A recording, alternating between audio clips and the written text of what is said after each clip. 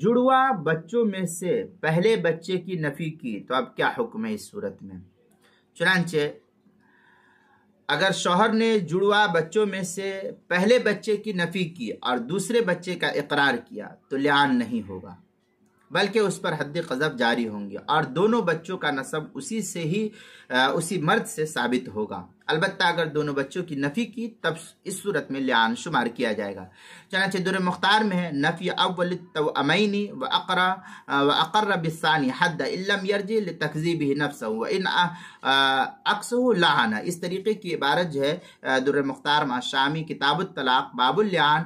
جلد نمبر 5 صفحہ نمبر 162 جو زکریا بک ڈپو دیوبند کا ہندی نسخہ، اس کے اندر محیط برہانی کتاب الطلاق الفصل الخامس والعشرون مسائل اللعان جلد نمبر 5 صفحہ نمبر 224 پر اس کو نقل کیا، جو مجلس علمی بیروت کا چھپا ہوا نسخہ ہے۔ اسی طریقے سے البحر الرائق اس کے کتاب الطلاق باب اللعان جلد نمبر 4 صفحہ نمبر 204 جو زکریا بک ڈپو دیوبند کا ہندی نسخہ ہے،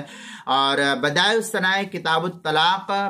کتاب اللعان فصل فی حکم اللعان جلد نمبر 3 صفحہ نمبر 393 کتاب المسائل اس کی 5ویں جلد صفحہ 366 پر بھی اس کو نقل کیا گیا ہے۔